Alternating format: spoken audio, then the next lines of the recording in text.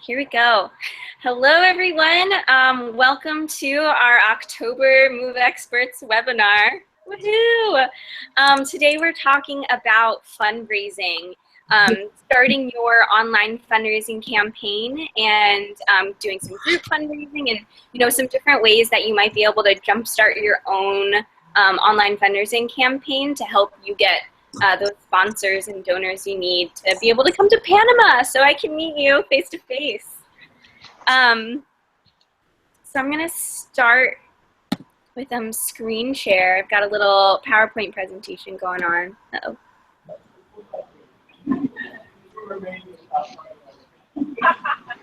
Okay. Let's see. Okay, can everyone...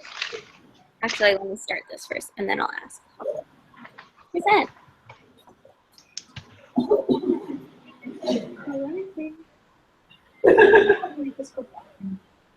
Can everyone see this okay? Yep. Yeah? Yes. Oh, that's not where I want to start. Let's go to the beginning. Yay. Okay. Empowering your online fundraising. October Move Experts webinar. By the way, for anyone who doesn't know me, my name is Adele Switzer. I'm the Panama Fellow for MoveX this year, so I'm down here living in Panama right now, helping Kimberly with a bunch of the administrative side. I'm a chapter mentor for a couple of university chapters. So I've been here for about it's been 2 months now. Things are going super well. And I've, really, really enjoyed getting to meet everyone at Move and Exchange and interacting with you guys more. So that's me. Yay. I'm your Move expert for the night. Here we go.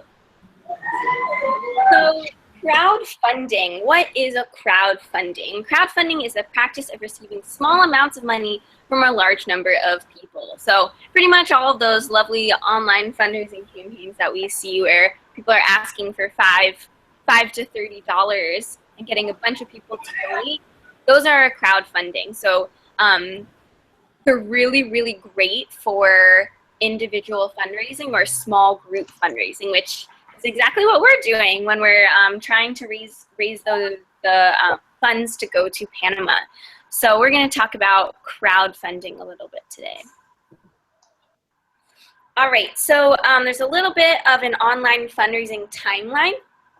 So very first thing that you have to do when you are going on your online fundraising adventure is setting up your online campaign. And we're going to go through all of these in detail a little bit later, so I'll just mention them all now and then we'll dive right in.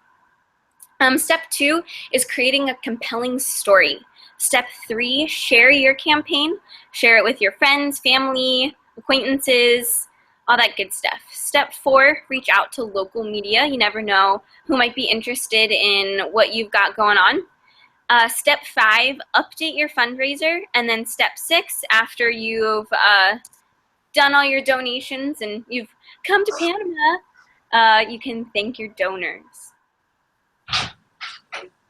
So step 1 is setting up your online campaign. So what's going to happen is that once you guys have your date set for your exchange, we'll ask you if you want to set up an empowered.org page so that you can do your own personal fundraising. And once you let us know who wants to set up their own personal fundraising page, whether it's everybody who's going on your trip, or if it's just maybe 2 or 3 people from your group, either way, totally fine. We'll get that set up for you guys, no problem at all. And we'll send you or whoever wants that personal fundraising page, we'll send those emails through Empowered. So you'll receive an email from empowered.org basically asking you to create your account or set up your personal fundraising page. So you'll follow the directions to that, and we'll send you directions as well. And we're not going to get super in detail with that today because everybody kind of does that on their own. But once you get that email and create your account, you can update your own profile by adding your full name, a picture, your story. And one of the biggest things that you can do to help your online fundraising campaign is to personalize your story. People want to know why you want to go on this trip, or why, what connection does it have to your life? And we'll talk about that a lot in detail later, because I think it's one of the most underutilized aspects of these online fundraising campaigns, that if we can really tap into that, I think it'll be a huge asset to your online fundraising campaign. Just a couple of notes. Your goal, once you get that email, is automatically going to be set at $13.90, which is your program donation. So $13.90 is the program donation. So that's what we'll set your goal at on your online campaign. If you want, I know that doesn't cover airfare. So if you think you're able to fundraise more than that, which kudos to you, because that's pretty awesome and can be done. Many people have done it. But if you do want it to be upped a little bit so you can include your airfare price, just let us know, and we'll adjust that for you. Also, your deadline for that will be set to 1 month before your exchange. So remember that all funds must be received by 1 month before your exchange. So that our deposit, the deposit for your trip, will be due 2 months before the exchange, and then the rest of your program fee is due 1 month before your exchange. So if you donate, if you fundraise any money after that deadline, it won't count towards your, we won't be accepting money at that time anymore. So no funds will be accepted after that date, and any funds raised on Empowered are not refundable. So if you end up raising more, that's super, like, past your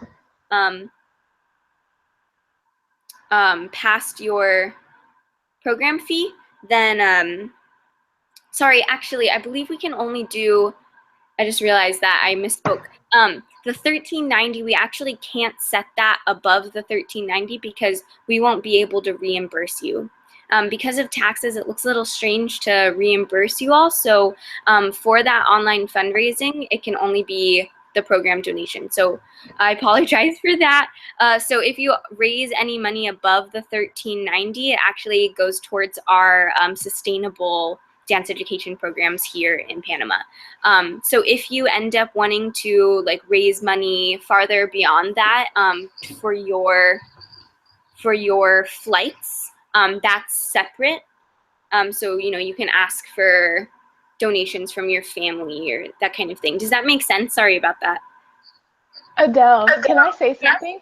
Yes. Who is that? Sorry. This is Armani. Oh, great.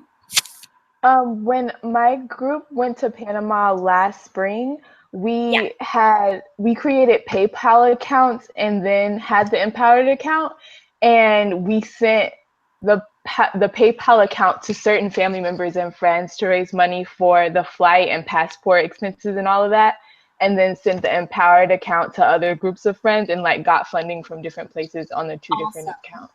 Yeah, so the PayPal was for flight stuff. Mm-hmm.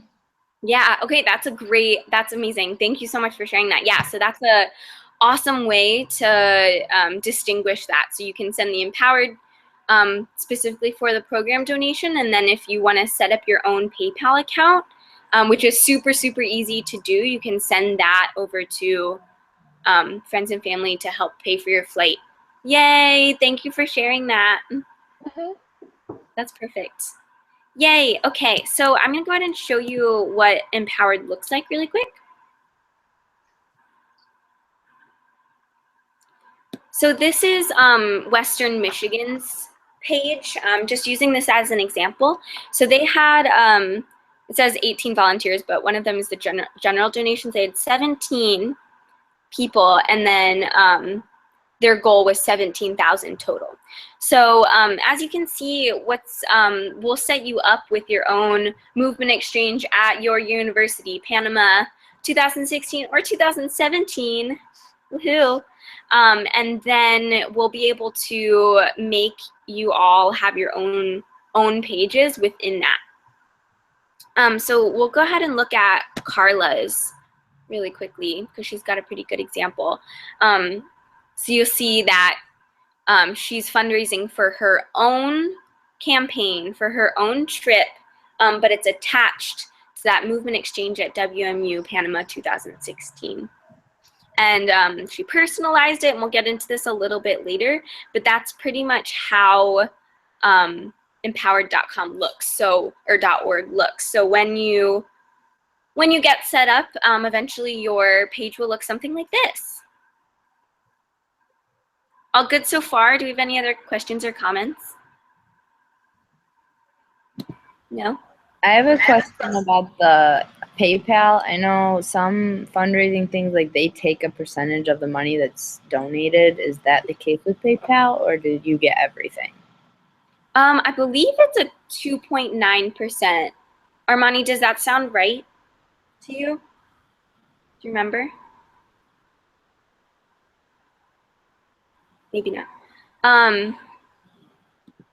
I believe there is, oops, sorry.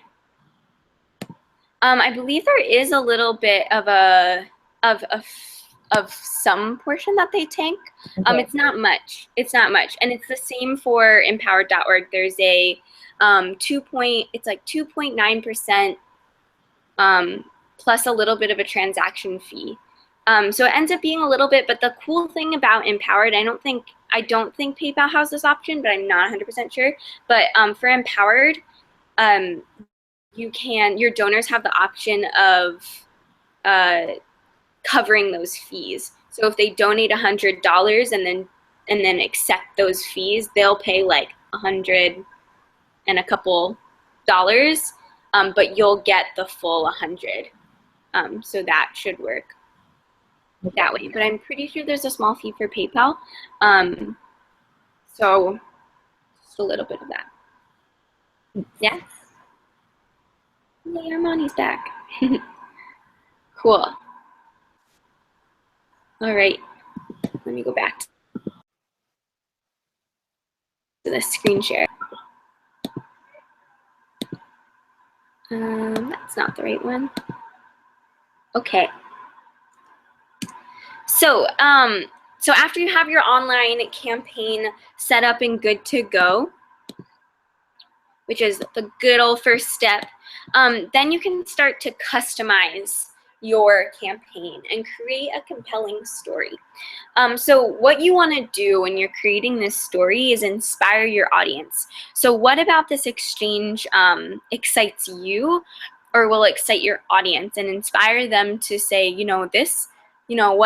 what Armani's doing, what Galina's doing, whatever. This is exciting and makes me want to donate to this campaign.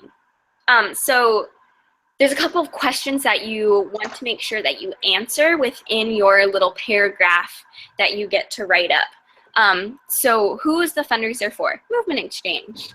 What are you fundraising for? This 8-day exchange to Panama, where you're teaching kids how to dance. You're learning about Panamanian history and culture and the dance world here, and you're taking class from local professionals and teaching at the University of Panama and exchanging movement with them. Where are you going? Panama City, Panama, or and if you want to be more specific, we've got our list of orphanages and public schools that you might visit. When is the exchange? Make sure you put those dates down there so that they know. Why is it important to you? And then how do you know MoveX? How are you associated with the organization? So just making sure that you're answering all of those really, like who, what, where, when, why, how. Answering all of those questions so that when your reader comes to your page, whether it's just acquaintance on Facebook or your grandpa or somebody, when they come to your page, if you explain the exchange in detail, they'll look at your site and have a really, really clear idea of what the exchange is, where their money is going, and what it means to you. Good so far? Yeah. Take silence as a yeah. Cool. All right, and then on top of that, I think the biggest part of this is explaining the importance of the project. So why is it relevant? We're working in Panama where the arts aren't necessarily valued.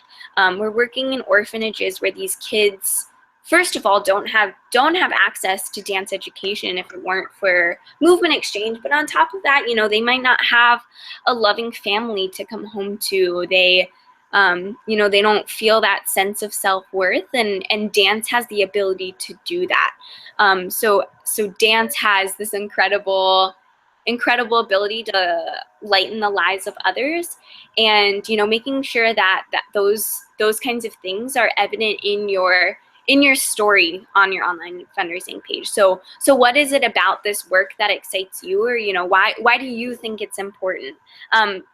You know, with a bunch of the dance diplomats that I've met, you know, everyone has their own little twist to why they think it's important, and why they think the work that Movement Exchange is doing is so important. So, you know, why do you think it's relevant to the world? Who is going to be impacted by the work that you're doing, and why are you involved in this project, or what does it mean? What does it mean to you to be a part of something like this? So making sure that you're explaining why it's important, really speaking from your heart so that you can reach the hearts of others, right? Movement Exchange has a really cool message, and I know everybody who's involved in it, you know, I think relates to it in an amazing way. Otherwise, they wouldn't be a part of it. And everyone that I've met, you know, has such a good light about them. So make that come across in your story, because if you speak from the heart, people will understand why it's important. So organizing your story. So, you know, it's a lot of information that you have to fit in there. And you just want to make sure that it's readable, right? So we've all been through high school and everything. We know how to write.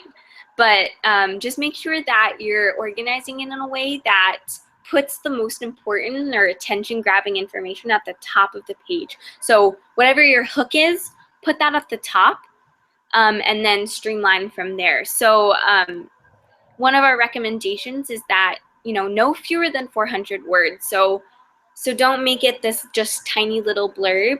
Make it something, you know, put a little bit of effort into it, because if you put some effort into it and explain all of those things, I can guarantee that you're going to get a lot more out of it. People will understand how passionate you are about it and understand exactly what you're doing and why, and that speaks a lot to people. Another suggestion is to use like headings and subheadings to organize the information so that it's pretty easy to read through. I'm pretty sure you can do that on Empowered. I hope so. I haven't actually checked that out. But using those headings and subheadings to organize your information to make it easy to read will just make it easier on your reader. You know, we've all read those like BuzzFeed articles and stuff, and can you imagine if they were all just in paragraphs? Just paragraphs, no bold, nothing. It'd be a little hard to get through. So try considering doing something like that. These are always fun. Yeah, okay. So also, one of the best things you can do is attach photos and videos. You can never, never, never have too many pictures. Everybody loves pictures. We live in a visual world. Instagram, Facebook, it's all visual, TV, right? Anywhere we go, there are pictures everywhere. There's something to see. So make sure you include as many pictures as you can on that Empowered site, on your online fundraising page, on your Facebook, on your social media when you're sharing these things. Post with pictures, post with videos. You know, studies have shown that on your social media, if you include something visual, something multimedia, people are way more likely to look at it than just text. If you're including photos, make sure that they're high quality, clear, large. Consider making your photo, at least if you have this capability. I know it wouldn't really be possible on Facebook and stuff, but at least 560 by 420 pixels. So that's a pretty good size to use. And then on Empowered, actually, let me go back to this page. On Empowered, you can put photos. Carla doesn't have any here, but you can you'll be able to add photos here so that you can make like a little photo gallery for yourself, and you can also upload videos. So if you've been on the exchange before and you have some videos, or if your university chapter has videos, you can post them here. So you have them there. Even if you want to share, maybe like a state of the movement or something to show what Movement Exchange is doing. I know I believe our September State of the Movement had a bunch of videos because we had just had our UCSD and UCI exchanges. So if you don't have any videos, you can share that and get some good footage from there. And then also another idea which I came across today that I thought was interesting is, I know it's like super awkward, but if you record a video of yourself explaining what this project means to you, it'll come across a lot better than writing. If I just handed this PowerPoint presentation to you and said, here you go, here's all the information that you need, wouldn't really be the same as you hearing my voice, or hearing exactly what I mean when I put those words on a page. So if you are feeling super confident and you like recording videos of yourself, it's a really, I think, a great idea to make people really understand how passionate you feel about Movement Exchange. Words are words, but when you can really say them with your emotion and show how much it means to you, I think that's a really awesome way as well. And then if your exchange or your chapter or any of your university members haven't been on the exchange, we have a bunch of photos that you guys can feel free to use on anything. So they're on this lovely university chapter resources page, which if you haven't, I encourage you to look at every single thing on here because it's all awesome.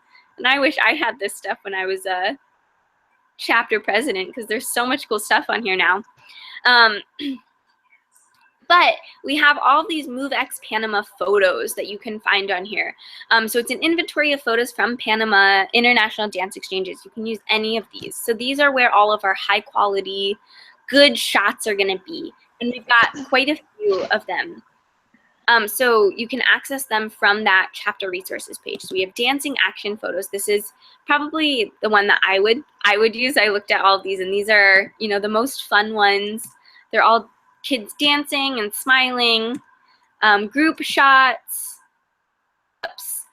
So these ones are really awesome ones to include in your campaign. I remember when I first heard about Movement Exchange, I was like, oh, this sounds kind of cool, I guess.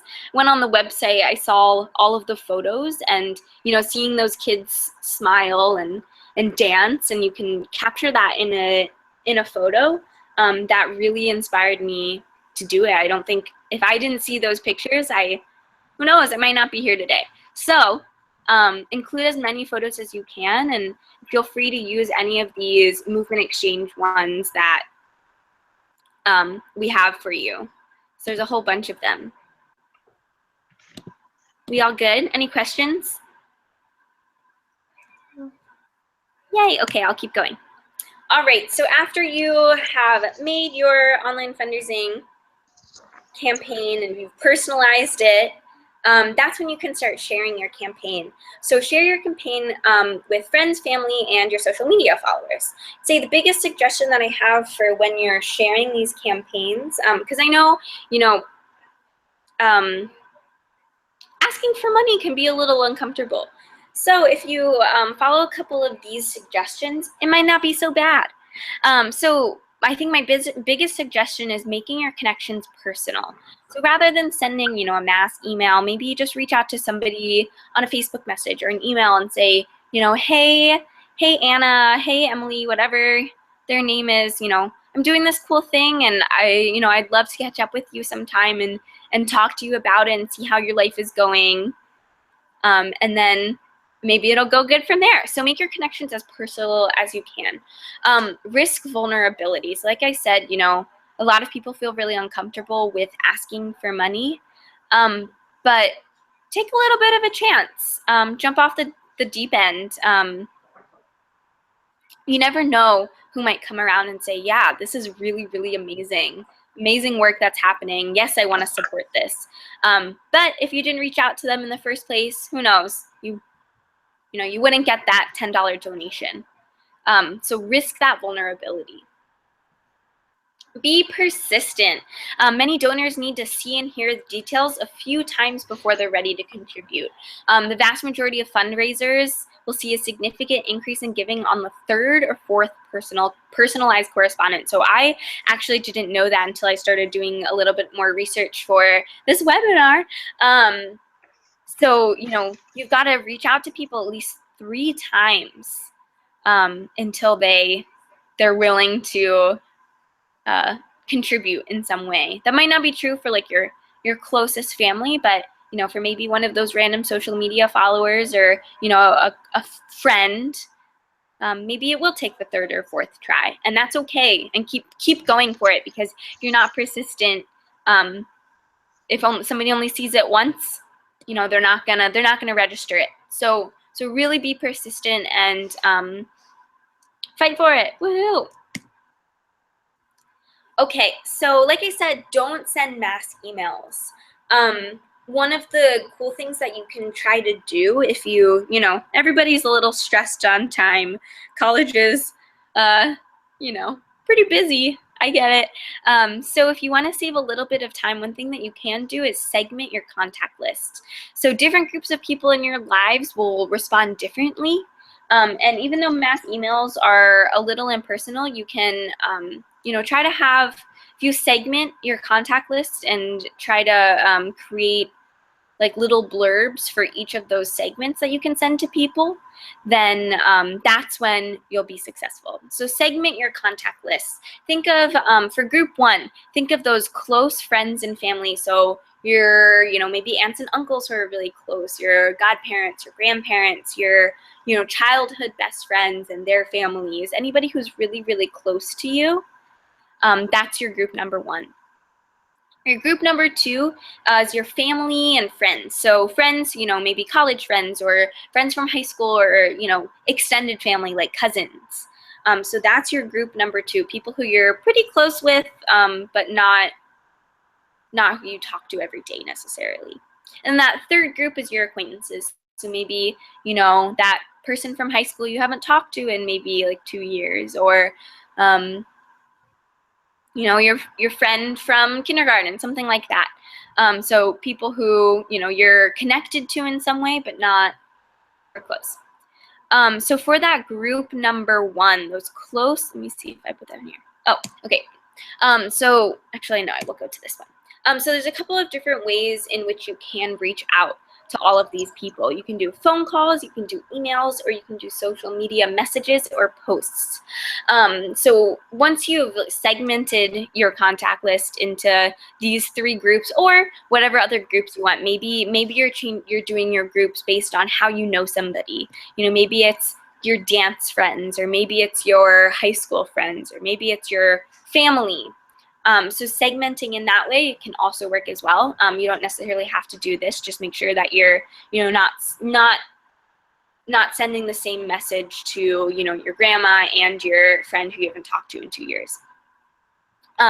So once you have those contacts segmented, think about who would respond best to what.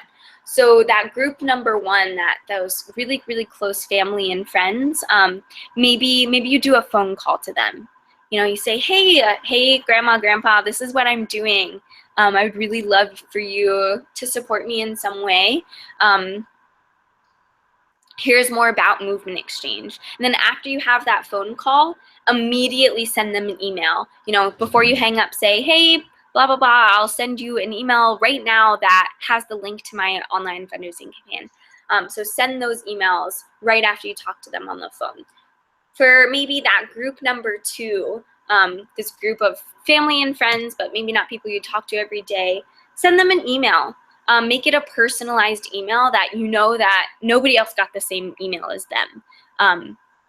Really work on that connection in that email. Because emails, even though we're moving towards social media in a lot of ways, emails, I think, still have a lot of power to them. So send an email with a link to your online fundraising page to all of those people. And then finally, for that group number 3, maybe you don't have their email. Maybe you don't really want to reach out to them personally. Maybe you just want to send them a Facebook message, or maybe a message on Instagram or Twitter, or send them a tweet. Or if you really don't want to reach out to them at all, make sure that you're at least posting on social media so that those group number 3s are at least seeing those posts. Oh, there we go. Okay, so like I said, the best way to get somebody to donate to your campaign is reaching out to them on a few different occasions. And one thing that I want to stress is that it doesn't have to be every email that you send. It doesn't have to be like, yes, give me your money. It can be like, hey, this is what I'm doing. Thought you might be interested in what I'm doing, and you don't necessarily have to be right off the bat, give me your money. So that can be a little intimidating as well. So this first email that you send, make it more of an introduction. Make an introduction to who you are, what you're doing, and why. So it can be, you can take bits and pieces from maybe that that stuff that you customized for your personal page. Throw bits and pieces into there. Tell them, what the exchange is, what it means to you. And then include the online fundraising link, and maybe they'll donate. That second email that you want to send to people, maybe updates. So, I've got 3 months left until I leave for Movement Exchange. We've been working hard at XX University doing our fundraising, and working at our local Boys and Girls Club or something like that, teaching classes. So share, what you've been doing, how you've been preparing for this trip, and at the end say, I'd really love for you to support me in this work that I'm doing and help me get to Panama. Without your contribution, I might not be able to make it, something like that. So showing what work you're doing on the ground to show that you're committed to that exchange. So there's so many crowdfunding campaigns going on right now, and a lot of them, might seem illegitimate. And maybe that random person who you message or saw your thing on Facebook thinks Movement Exchange is a cool idea, but maybe they don't want to donate yet because they're like, oh, I really know what this is. So if you send that email and show how you've been committing to it and how you're preparing, maybe that'll spark them and get them to donate. That third email can be like new pictures or posts or insights, how you're feeling about the upcoming trip, how excited you are, just a little bit more of an update on that third email. So 1, 2, 3, and then you'll get your donation. Woohoo! So far, so good. Any questions on that up to there? No. Okay. Then after you've maybe sent your emails, this is when you can get into your social media good stuff. So Facebook, Instagram, Twitter, YouTube, you might want to also check out. That would be, it's like a little underutilized, but could be super awesome. Like I said, making those fun videos of yourself. So make sure that every time that you're sharing your online fundraising campaign, that you're doing it with a context. So don't just post the link. Make sure you're saying, hey, I'm doing this really cool thing. I'm going to Panama to teach dance to kids in orphanages and public schools. Help me get there. Make sure that you give some sort of contextual information with that post. And be time sensitive. So what I mean by that is that all of these social media accounts, Facebook, Instagram, Twitter, YouTube, they all function a little bit differently, as I'm sure you guys all know as well. But Facebook, might not be so much time oriented. Something that was posted 24 hours ago might show up at the top of your news feed, depending on how it's doing. Instagram, it's kind of the same thing. It's a little bit more time sensitive. Than Twitter, of course, is just a running feed. So that one, maybe you're compelled to post once a day, because if you post, it's the next day, nobody will see it, right? So That one's super, super time sensitive. Facebook, not so much. Instagram, kind of in the middle. So be time sensitive with those posts. If you're posting every 5 hours on Facebook, maybe your newsfeed followers won't appreciate that. But if you do it on Twitter, hey, not a big deal. So think about what kind of platform you're posting on and tailor your post to that. Be sure that you're interacting with your followers. So those Facebook friends that you have, send them messages. Those Twitter followers that you have, retweet their stuff. Be like, oh, hey, I forgot about this person. They just retweeted my thing. Cool, I'll check out their, what is it? I don't know what it's called, like their Twitter feed. Yeah, their Twitter, and see what they're up to. And then they'll see your post and be like, oh, this is super cool. I'll donate $5, right? So you never know who you'll interact with and how they'll react back. Yeah, contribute back. Oh, Kimberly is here, by the way. Hi, guys. How's it going? Hi, Kimberly. Hello. Who's here? Who's on the call? Lots of people. I'll pull I'm it Armani. up. Hey, Armani. Hi, everyone. How's it going? Yay, so many faces. So many faces. Awesome. Yay. Amazing. We have Erin, Galina, Armani, Olivia, and Brenna, huh? Yeah? Yay. Hi, Brenna. I didn't even see you join. I popped in a little bit ago. Oh, you guys. This makes me so happy. I'm glad you're here. Woo. Back to the presentation. Kimberly, your hair grew so much, so fast. So long. Fascinating. Hair's funny like that, huh? Always just grows back. Here you go. Amazing. Woohoo. Okay. Enough about Kimbo. Yeah. Forget about me. Let's talk about fundraising. Woohoo! Which one's more fun? I just don't know.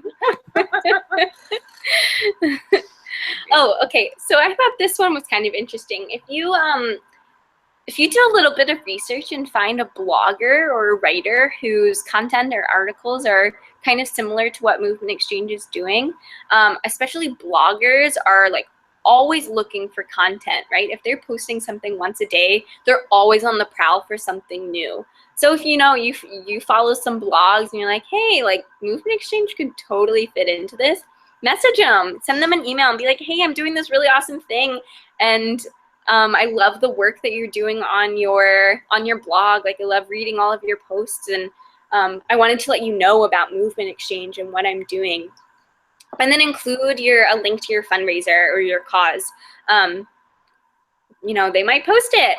It would be pretty awesome, and then you'll get so many different contributors in that way. Lots of new audience members. So I thought that one was a kind of fun suggestion if you're gonna dive in. Hashtag get Adele to Panama. I love that. So the last suggestion I had for social media is using those hashtags. So hashtag Move to Change is our go-to here at Movement Exchange, but you can also make your own. I like to get Adele to Panama. That's amazing. You can also, if you're more it's not super, it's fun, not super creative. But if you come up with one on your own, go for it. Hashtags are fun. Get Adele to Panama. Don't worry. I'm trying to think of one. I can't think of any. Well, the social media queens. Totally. We'll have to ask. I'd like get Adele to Panama now. Me too. Anyone have any that are coming to mind? It's kind of fun. Yeah, so not a hashtag. Wait, are we still talking about a hashtag or just other ways of fundraising through social media? Whatever you want. Okay, yeah. So what we did for I'm from UCSD chapter of Movement Exchange. Last year we found a startup company who needs Emily, I didn't see you. Oh yeah, because my video is not on like. Okay. Yeah. I am. Yay. Go ahead. Sorry.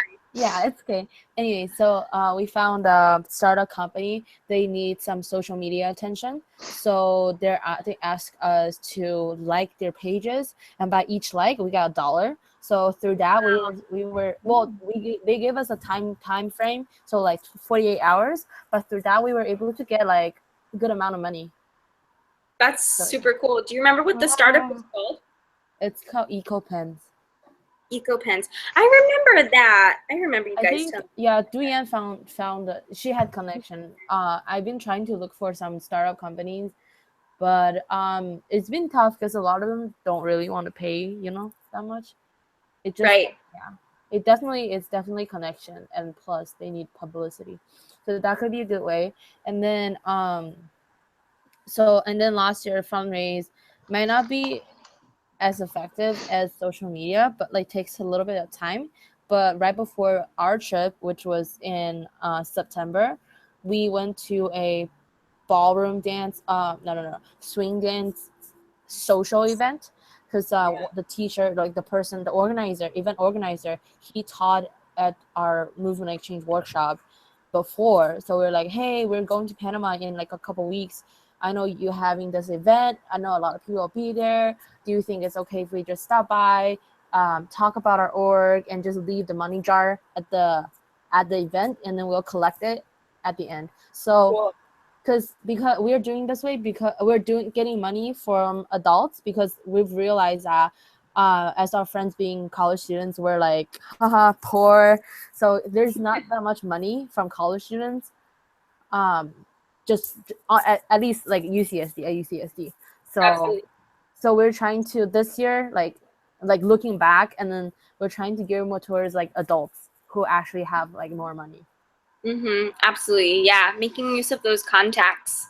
That's why I think the like individual fundraising campaign is a really effective way to fundraise for these exchanges, because you can reach out to those like family members or family of friends, right? Those, adults who might have a little bit of change to spread around, unlike college students who might not want to give you that $5. So making a little bit use of those connections that you have, and attending events like that is super cool too. It's a really, really good way. Yeah, I'll send you guys a link. Do you know if EcoPen is still doing that? I am not aware of that.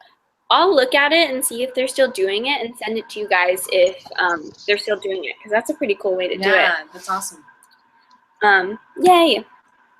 Okay. Oh, okay. So also for your social media is get creative. So maybe like make a Facebook group with all these people, and post your updates on that Facebook group, so you don't have to bombard everyone on your Facebook page. But these other ones I thought were kind of fun. So I know like for Dance Marathon and that kind of stuff, some people get super, super creative with their online fundraising. So an example of that was like, for every person who donates $50 or more, you'll post 5 embarrassing photos of yourself. Or these were just my ideas. Recreate a music video, or this was my favorite, dedicate an interpretive dance. I love that.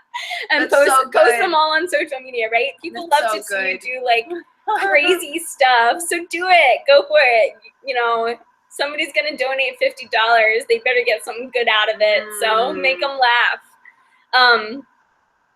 Or like if you hit, this one was good too. This one's really time oriented. Is like maybe you do that if you hit a certain amount by the end of one day. So changing your Facebook profile picture to the most embarrassing childhood photo of you if you hit 250 by the end of the day. So that gives people like a motive for doing it by a certain time. So that those are smart goals for you working in there. Yeah. So like think of something fun to do like that, where they've got like an incentive to donate now.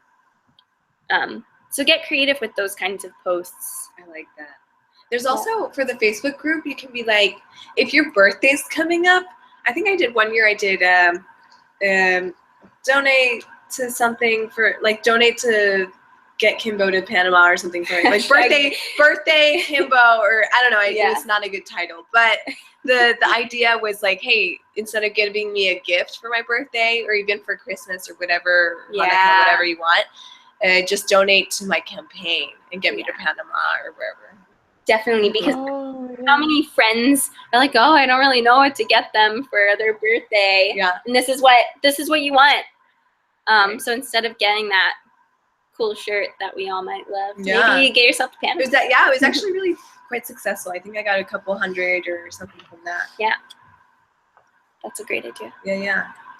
Yay. Okay. I have another thing to add on.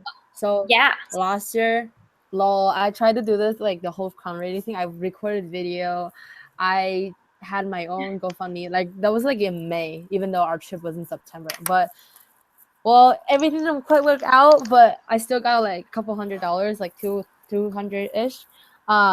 One thing that I did was like, oh, if you donate to me, like how many money, like I set certain levels. So like maybe $10 is like, all right, I'll give you a coin from Panama, like the Balboa, the currency, because someone likes to collect different stuff. And then like if you donate $30, I can ship you a postcard from Panama, so you have something to hand like hold on to instead of throwing your money in the internet.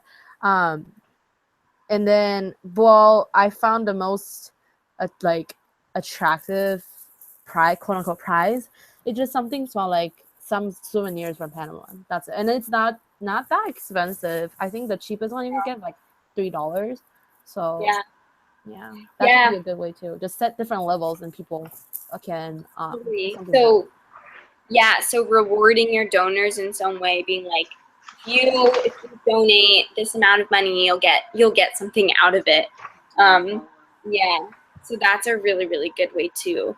And that's a great way to thank your donors as well, which I'll talk about a little bit later as well. But making sure that you're thanking them in some way is super, super important. Yay, thanks for sharing, Emily. So one other thing that you can do is to reach out to local media. So they might be able to, sponsor your trip in some way, or, at least post about it in some way. So like I said, with the bloggers, maybe you can do that with a local newspaper or something. So if you create a list of those local media outlets and their specialties, you can go ahead and contact them. So especially stressing the local thing. So if you're working in your local community, they want to hear about what you're doing, or like what you're going to bring back after you go to Panama. So really focusing on your local area will be a lot more effective than maybe like any national thing. So creating that list of local media outlets and their specialties, and then finding a reporter or an editor who's in charge of something like the arts or the community section, something where movement exchange kind of fits in, snugs right in there. Then you can reach out to maybe family or friends, anybody who's maybe connected to the media or the press, to see if they know anyone. Then from there, you can create a press release for yourself. It's being super clear and concise and focusing on what's newsworthy about your exchange. So yes, you're going to Panama and all that good stuff, which is super, super awesome. Talk a little bit about the exchange, but also, what are you bringing back to the local community? So what lessons are you going to learn, and how are you going to bring back that to your local community as well? Talking about the importance of the project and how the funds will be used, describing how it will make a difference in your life, the lives of those affected, and in the lives of those within your local community. So your life, maybe the kids in Panama, but also your local community and how that will be affected as well. So putting all that information into your press release can be super good. Then after you send that press release to any of those writers or editors, follow up with them. Send them an email or a phone call about 1 week after you send the initial release. Say, hey, I sent this a week ago. Was wondering if you got a chance to look at it, if there's any other information that you need from us. We love the work that you're doing. We love all of your articles, and something like that. So just making sure that you're following up with them to say, hey, we're here. Let me know what you think. Yeah? Cool. Okay. One of the other things that you can do is update your fundraiser every once in a while. So keeping that, it's almost like your Facebook profile, right? Like your Facebook profile is going to change in 2 months. So maybe your online fundraising campaign should change as well. So maybe taking pictures during those local outreach things that you're doing, any of those events, share any of the Movement Exchange national updates. So we post almost every day on social media. So maybe sharing something of ours on your online fundraising campaign, or even resharing it on Facebook. Add pictures of any offline fundraisers that you do. So any like bake sales or any fundraisers on campus that you do, post pictures of those too. Be like, hey, I'm also, this is also how I'm trying to get myself to Panama. Post new images frequently to keep the campaign fresh. And then making sure that you're posting thank yous and updates as your campaign goes along. So making sure that your online fundraising campaign is active, it's not stagnant for those, 2 to 5 months that you're on your online fundraising trail. Then the last step is thanking your donors. This is a little bit, Emily kind of got into it a little bit, but you really want to thank them in some way, shape, or form for their contribution. So especially because donors want to find out what happened, where did their money go, what was the impact of those maybe like $5 to $100 that they donated. Everybody wants to know what was the outcome of this. So send them personalized emails, or even better, handwritten letters. People love getting handwritten letters in the mail. It's not too often that you open your mailbox and see something that's personally addressed to you in handwritten. That doesn't happen so often, so it gets people excited when they see that. So send those after your exchange, and maybe include a Balboa, or include a little bracelet. Bracelets here are $1. Maybe include photos that you take during your exchange, or if you do it on email, sharing videos or messages. So share your experience with your donors after the exchange.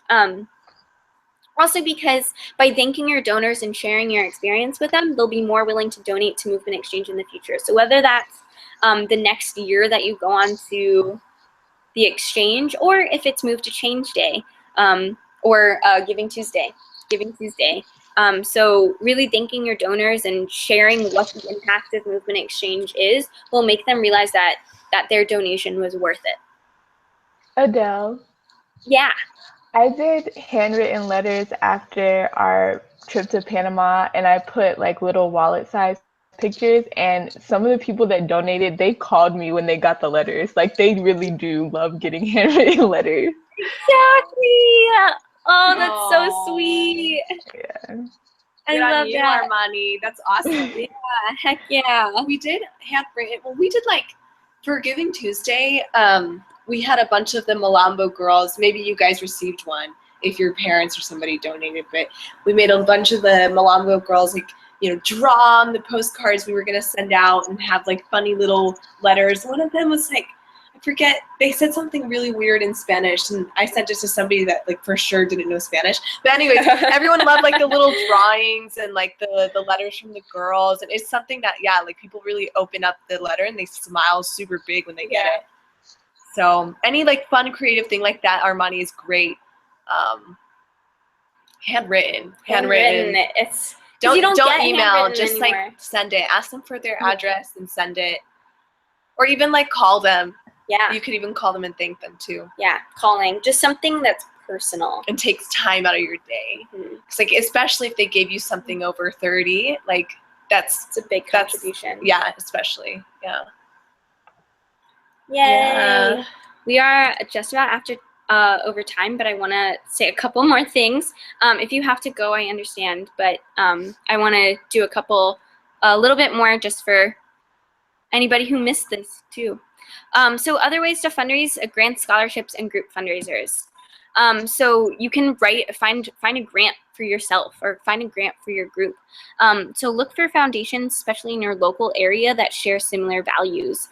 So anything that's arts or community building might be interested in the work that Movement Exchange or the work that you're doing. So in those grant proposals, a lot of them are really, really specific. So make sure that you're checking on all of those grant specifications, that you're really, really clear as to what exactly that foundation wants to hear. But some of them are more open-ended, so making sure that you're covering all of those basics. Like I said earlier in that, on your personal page, you got to cover all those basics. So who, what, where, when, why, and how. Include what makes the work unique, what you will do with the funds, who you are, what your qualifications are, who else you're working with. Give a description of movement exchange. How will the project survive if you do not get funding? I think that one's really important because people want to know, you know, if they don't contribute, will this be possible, or how will the project be altered in some way? We have a grant template coming your way, by the way. Yes, we have 2 templates that I'm going to finalize this week. Haha. So one of them is the grant template that you guys can use, and then the other is a template letter that you can send to everyone to ask for your individual fundraising. So include financial information on that as well. You can use our 501(c)(3) nonprofit status for that. So if you need that for any grant that you're doing, just let us know. Yay. And then one other thing that I really liked about grants is that if you do get a grant, but maybe it's only $200, so you still have to fundraise on your own, post about the grant on your crowdfunding campaign, because grants can benefit your crowdfunding campaign. That increases trust and proof, and it's basically like a public distinction of legitimacy. So it's saying, yes, this grant, or yes, this trip is real. Like, this is a real thing that I'm doing. I already got some money from it from another foundation, but I'm still in need. So it kind of forms a trust and proof with your readers that, you know, this trip is legitimate in some way. Also, a lot of grants do grant matching. So essentially, like, if you end up raising like $3,000, that grant will, that's a lot, $300, the grant might match $300 as well. So that's something to look out for as well. Then finally, just some other ideas for group fundraising. I love group fundraising. It's a super fun way to engage all of your members on your campus. The only downside is that if you have 8 people who are going, you've got to cut your profits in 8 per person, which, you know, maybe $20 goes a long way. But just keep in mind that you will have to do that. But some fun ideas, an admission increase. So you can talk to, you know, maybe a art performance that's going on, or a music performance or a dance performance, and say, maybe if you up the admission 50 cents, that extra 50 cents goes towards movement exchange. You can do auctions, raffles, benefit concerts, t-shirt sales, concession stand, flowers, candygrams, especially good for like Valentine's Day, yard sales. So this is actually something that you can do at home, maybe during winter break or spring break or something. Go home, collect all that stuff that you haven't used in years, and sell it. That's a really good one as well. Bake sales. I love bake sales. I think they're the best. So consider those because they're fun. Clothing sales, book sales, movie sales, dine and donates are another really good one. And everybody loves food, so that's always a good one to do. This trash for cash one is kind of fun. You know, college students don't want to take out the trash, right? So you can go and knock on everyone's dorm room and say, hey, I'll take out your trash if you give me $1 so that I can get to Panama. If you take out 10 people's trash, you'll get $10. It's a pretty sweet deal. Some bars will do fundraisers. You can do a 5K or a half marathon or something, in a car wash. So those are just kind of a list of group fundraising that you might want to consider. With the yard sale, you could even do like in one of the main buildings on campus, you can ask an administration if you can do a garage sale, but it's not a garage sale, just like a clothing resale sale, and have everybody contribute like 15 or 20 items. That way, you know, you get like everybody involved or whatever, and you could probably get a couple hundred from that. I know every year when I do a garage sale at home, it's like my family, so it's like, you know, it's all of our stuff, but we get, I think, like over 700 every time. And so don't underestimate garage sales. Yeah. That can literally pay for half of your exchange. Also, with the splitting stuff into 8, if 8 people are going, I would say at IU we used to do, if you don't participate in the fundraiser in some way, if you don't help prepare, you don't get the money, right? Because we had 17 people one year, and that just made it way easier for everybody to get their fair share. Like if you helped organize the Dine and Donate, if you helped organize this event, you get that portion, you know, whatever portion that might be towards your exchange. So that's one idea if you're a little concerned about that and a little concerned about people doing their fair share. Yeah, that's a really, really awesome suggestion, so that, you know, then it also doesn't just fall on the executive board to plan all of these trips, right? Executive board, you know, executive board does a lot, but maybe engage your general body members who are going this exchange, and, you know, they'll put in the effort if they want the reward. Yeah. So that's super awesome. Then just a couple other suggestions for your group fundraising. Make sure you set a realistic goal. So think about how much money you can raise, and then what your ideas are. So, you know, if it's some sort of event that costs money, that you have to put a little bit of money in to get more money out, think about what that actually means and what your realistic expectations are for that. And then delegating responsibility is super, super important. So cover every task, whether it's transportation, food, teaching, marketing, what have you. Make sure that you're delegating responsibility to everyone, like Kimberly was saying a little bit.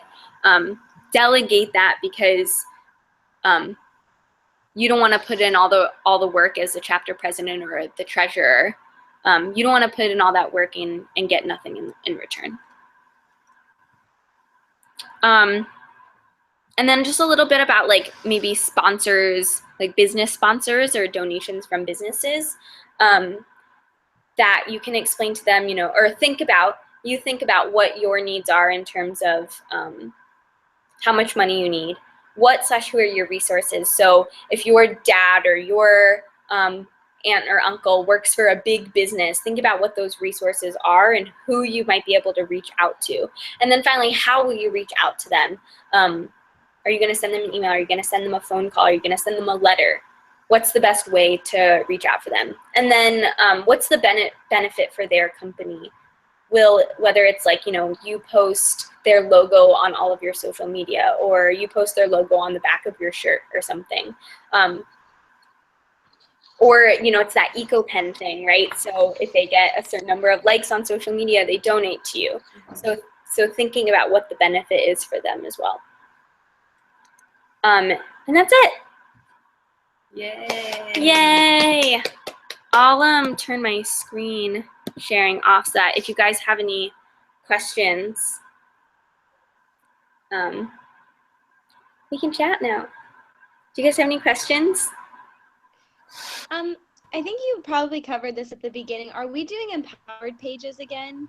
Yes. Yeah. Okay. So we went through a bunch of empowered stuff. Okay. So that will be on the link, right, to the video for this? Great. Thank you. Yeah, totally. Of course. And we'll, I say this in the beginning a little bit, but once you know that you guys want an empowered page set up for however many members you have, let us know, and with their names and their emails, and we'll get that set up for and you everyone. Can start that whenever. Yeah, whenever. Like, okay. Even if your exchange is in September of next year. Start it now. You can start it now. Yeah. Okay, cool. Thank you. Yeah. I have a question about, like, the group fundraisers. So, like, what you were saying with, like, the people that participate in the fundraiser, those are the people that would, like, get the proceeds from that fundraiser. How do you, like, recommend, like, dividing that up? So, like, say you have, like, a bake sale and you have, like, this cash. How do you suggest, like, getting that money to, like, each person? It depends on how many people you have in the group that participated. And so if you, Aaron, and Nick, and Kimber, and Maddie all did I forget what you did, the tater tot sale from last year, right? You all did that. Let's say you get $100, you just get 25 each. So you just, at the end of the day, you're like, how much did we make? And you split that by 4. It'll depend on how much you make and how many people are involved. Mm-hmm. Okay, and then do you suggest, like, putting that, like, directly to, like, into, like, the Empower page? So so Empowered is good for other people to donate to you, because what happens is you don't end up fronting the fees. It's automatically done that they pay your fees. Like, Empowered has fees, but you don't end up fronting any of those. So they'll instead of donating just 15, they'll donate like $15.95 or something like that, right? But the 15 is what goes to you. And so that's what will show on your Empowered page. But when you're doing your final program donation, you're submitting your last deposit, it actually works better for you to do it on PayPal because now you don't have to submit fees. We raised the program donation because of that. Because before you would have to submit $13.50 plus the 45-ish in fees. And now it's just $13.90 flat. So you don't have to worry about fees on that. Okay. So any deposit that you're doing, make sure you do it on PayPal so you don't have to pay the extra fees. Okay. I have a question for Erin. Do you guys have a bank account on campus? Yeah. Okay, because that's how, when we've done fundraising, sometimes we do it that way where it all goes in, like we keep track of how much we've made and it goes into the account and we keep track of how much we fundraised for each exchange and then divvy that up when it comes time so that people aren't we just feel uncomfortable like giving individuals the money like at the end, so we keep it all in our account and then split it up at the end, and we'll like either send checks to move and exchange that way or to the individuals, whichever, like wherever it needs to go. Yeah, but totally. that's worked well. That's what I was thinking. I just wanted to make sure that was the best way to do it. And if your treasurer is like keeping track of all that, awesome. Make sure he or she has an Excel of where those donations are going. Okay.